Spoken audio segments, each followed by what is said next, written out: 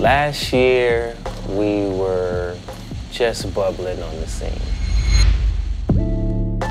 Next year, we'll be spilling everywhere. There'll be puddles of EarthGang for everyone to splash around in.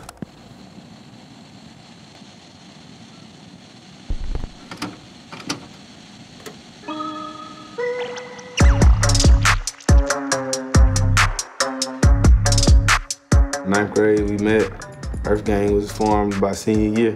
There wasn't really doubt in the early days, but there was kind of like moments where you had to recommit and like had to reaffirm yourself. Don't want necessarily like, yeah, you never gonna make it. But it was just like, I can't imagine saying that. The first time we went on tour with Ab Soul, we made not one dime, but that was our first time going across the country and really getting a chance to connect with fans who had been rocking with us over the internet, you know what I'm saying? So it was like, yeah, this is our opportunity.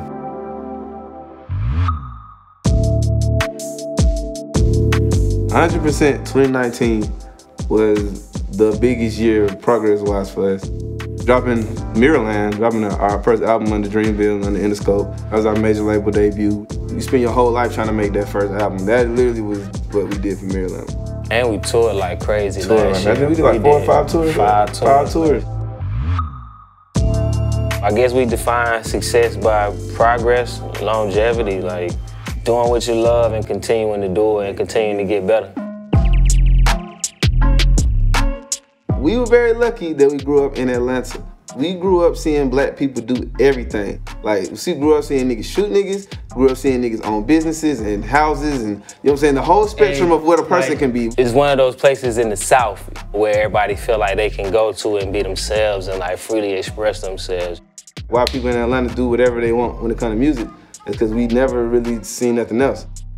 When Spillage Village first started, we all learned like things from each other. We all end up living together and like literally all recording on the same little computer. I would learn different like jokes and wordplay. Me and G would pick up and bounce off each other. We'd take each other's lines all the time. We still do that today. I learned like just different recording techniques from Black. He would be literally doing these melodies like you could barely hear him and I'd be standing right next to him and then he would play it and it would sound so grand. And all that stuff kind of would just feed into the music.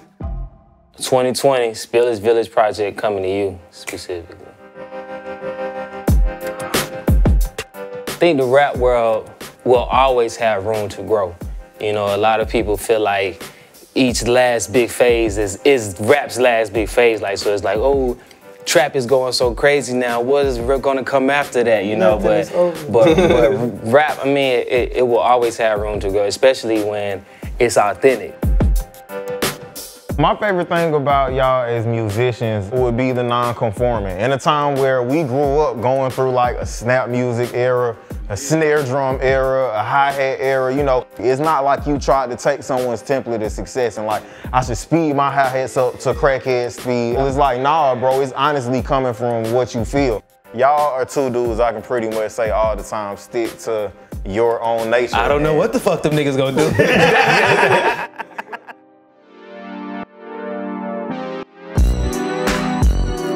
People are so amazed by their inability to kind of put us in like a box or a category. Like sometimes they just be like, those wacky guys, like we just some blah, blah. A lot of people think we way weirder than we are. Yeah, for sure, for sure. We take from a lot of different categories and genres and inspirations. So a lot of times you can't put a box on that, but like, who needs to?